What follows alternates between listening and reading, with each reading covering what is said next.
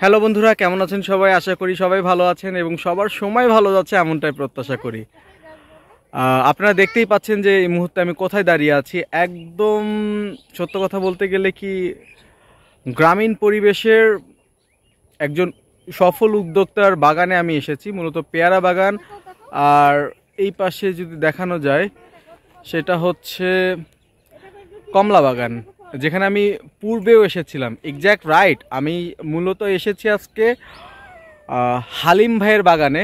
তবে এখন যেহেতু কমলার সিজন না, তবে আমরা কমলা কিনবো না, মূলত এসেছি আজকে পেয়ারা কেনার জন্য। আর সেই মুহূর্তটাই আপনাদেরকে দেখানোর চেষ্টা করব, আশা করি ভালো লাগবে। আপনারা ক্যামেরার সামনে দেখতেই পাচ্ছেন আমাদের হালিম ভাইকে। আর সব থেকে বড় ব্যাপার, ওনাকে আমি কিন্তু বিগত সময়েও কিন্তু ভিডিওতে নিয়েছিলাম এবং ওনার গল্পগুলোই কিন্তু তুলে ধরার চেষ্টা করেছিলাম। আর ওই পাশে আমার ওয়াইফ এবং বাবু এবং আমাদের সঙ্গে যে ভদ্রলোক আসছে, ভ্যানওয়ালা ভদ্রলোক, সে কিন্তু আমার বাবুকে নিয়ে ঘোরাফেরা করছে। আচ্ছা হালিম ভাই, আচ্ছা এখন তো কমলার সিজন না, আপনি তো আমাকে কমলা দিতে পাচ্ছেন না। তো যে ব্যাপারটা বলছি সেটা হচ্ছে, কমলার সিজন না হলে আপনার সময় কিভাবে যাচ্ছে? যেহেতু কমলা এক বছরে একটা সিজনের ফল, কমলা এবং মালটা এক বছর পর একবারই হয়। তার জন্য যে মাঝখানে যে গ্যাপগুলো থাকে, সে বেকারত্ব না থেকে সে গ্যাপগুলোর মাঝে পরিবর্তে কি চাষ করলে যে বাকি গ্যাপগুলো পূরণ করতে পারি, সেই জন্য পাশাপাশি পেয়ারা চাষ করতেছি। পেয়ারা যেহেতু বছরে 3 বার আসে, সেই জন্য বেকারত্ব না থেকে মাছের পথগুলো আমি পেয়ারা চাষ করে। মানে আপনি বলতে চাচ্ছেন যে আপনি কমলা চাষের পাশাপাশি আপনি পেয়ারাও এখন চাষ করছেন, এবং সঙ্গে আমরা একটা বড় পুকুর খনন দেখতেছি। এখানে কি করার ইচ্ছা আছে? যে এখানে পুকুরটা আদিকাল থেকে পুকুর, কিন্তু এটা খনন করে একটু বড় করতেছি, যে এখানে মাছ চাষ ভালো হয় এবং মাছ চাষের উপযুক্ত একটা জায়গা। পাশাপাশি বাগানের পাশাপাশি মাছ চাষ করব এবং খামার দেওয়ার ইচ্ছা আছে। পাশাপাশি আরও চিন্তাধারণা উপর দিকে আমার, যে কৃষির পথে, যে কৃষিকে নিয়ে একটু সামনের দিকে এগিয়ে পৌঁছে দেওয়ার জন্য। এবং আমার দেখা দেখি পাশে আরও অনেকে উদ্বৃত্ত হচ্ছে এই কৃষি এবং মাছ চাষ। অনেক তো দেখি শুধু ভিডিও, বাস্তবতা কেউ আসে না। আমি সেই বাস্তবতা নিয়েই কাজ করতেছি। Thank you so much.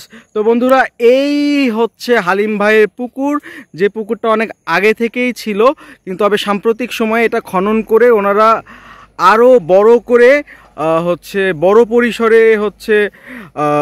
সেখানে চিন্তাধারা নিয়েছে মাছ চাষ করার জন্য। এবং ওই পাশেও খননের কাজ চলছে, আর এই পাশেও খনন করা হয়েছে। তো একটা কথা, সেটা হচ্ছে উনি কিন্তু শুরুটা কিন্তু ওনার এত সহজ ছিল না। আপনারা জানেন আমি এই মুহূর্তে যে জায়গাটা দাঁড়িয়ে আছি, এই জায়গাটা একটা সময় অনেক জঙ্গল ছিল।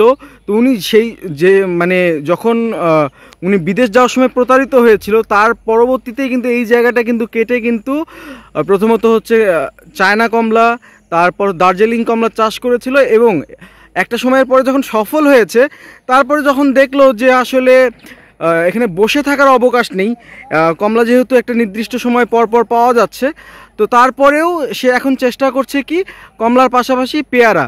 এবং এইভাবে অনেক বেকারত্ব দূর হচ্ছে, এবং অনেকের বেকারত্ব দূর হচ্ছে, এবং এখানে লোকজনের মাঝে সে এলাকার লোকজনের ভিতরে কর্মসংস্থানের ব্যবস্থা তৈরি করতে পেরেছে। এবং তথাপি যে ব্যাপারটা হয় সেটা হচ্ছে, পাশাপাশি সে নিজেও অর্থনৈতিকভাবে সচ্ছল হচ্ছে। তো আমরা আরও কিছু কথা তার মুখ থেকে শুনবো। এই কথাটা বলছিলাম, যে একটু আগেই বলছিলাম যে উনি কিন্তু কমলা চাষের পাশাপাশি যেমন মাছ চাষের দিকেও এখন নজর দিচ্ছে, তেমনটা কিন্তু পেয়ারা, আমরা মূলত যে কাজের জন্য আসছি পেয়ারার দিকে আর কি, পেয়ারা চাষেও সবাইকে উদ্বুদ্ধ করার চেষ্টা করছে এবং পেয়ারাও চাষ করছে। আচ্ছা হালিম ভাই, যে কথাটা বলছিলাম সেটা হচ্ছে, বর্তমানে তো অন্যান্য কিছু অফ সিজন, বাট আপনার তো এখন পেয়ারার সিজন চলছে। তো এখন কেমন চলছে পেয়ারার বিজনেসটা? আলহামদুলিল্লাহ, রমজানের শুরু থেকে আমি পেয়ারা 60 বিক্রি করলাম। আপনারা দেখতেছেন পাশাপাশি যে সিজনারি পেয়ারা, মুখে বললে অনেকে বিশ্বাস করে না। আপনি বাস্তবতা দেখতে পারবেন যে কত পেয়ারা একটা গাছে। আবার এই পেয়ারার কি, আপনারা অনেকে দেশি গাছে দেখেন একটা বোটায় একটা পেয়ারা, আমার এই গাছে প্রত্যেকটা বোটায় বোটায় 3টা করে পেয়ারা দেখতে পারবেন। এটা ভালো করে লক্ষ্য করলে দেখতে পাবেন 3টা। এই জন্য এর ফলনের হারটা বেশি। এই একটা গাছে ধরেন, এই গাছের বয়স 1.5 বছর বেশি হয়ে গেছে, প্রায় 18-20 মাস।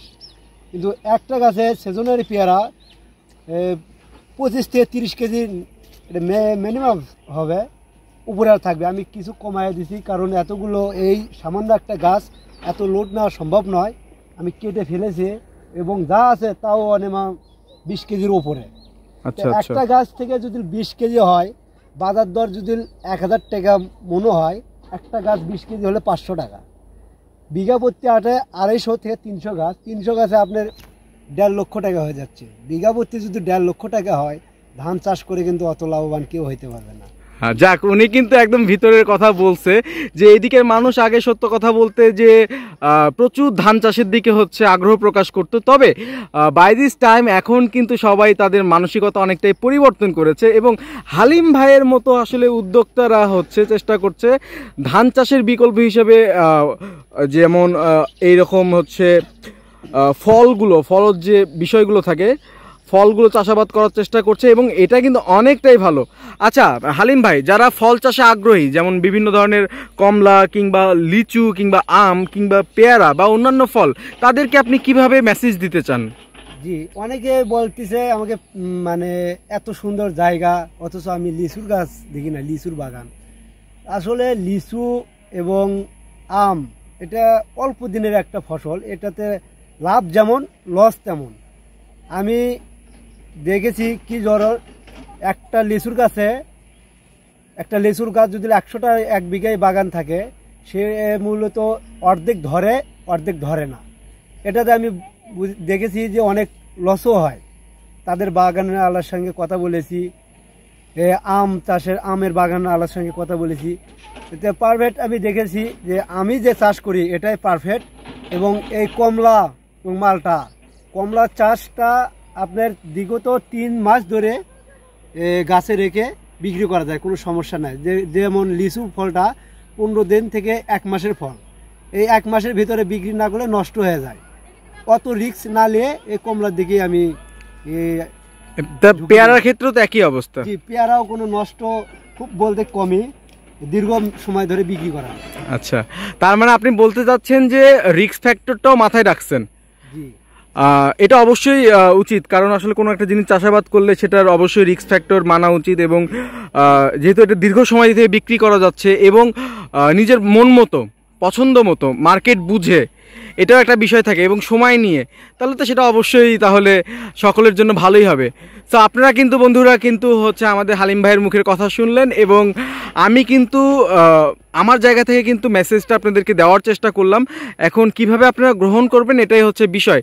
তবে উনি আজকে কিন্তু সেই শুরু থেকেই কিন্তু এই পর্যায়ে এসেছে, এত সহজ ছিল না, যেটা আমি একটু আগেও বললাম যে কেননা ওনার প্রথম দিকে বিদেশ যাওয়ার ক্ষেত্রে প্রতারিত হয়েছিল, তারপরে কিন্তু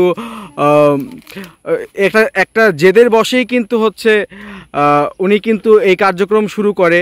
তারপরে কিন্তু এলাকার লোকজনের অনেক রকম সমালোচনা শিকার হতে হয়েছিল, তারপরে কিন্তু আজকের এই পর্যায়ে এসেছে। তো আমি মনে করি জীবন এটাই, আর সফলতার শুরু হয় এইভাবেই, মানে সফল হতে গেলে আর হচ্ছে একটু কষ্ট করতে হবে, মানুষের কথা শুনতে হবে এবং তারপরেই আসলে এই জিনিসগুলো বাস্তবায়ন হয়। কি বলেন ভাই?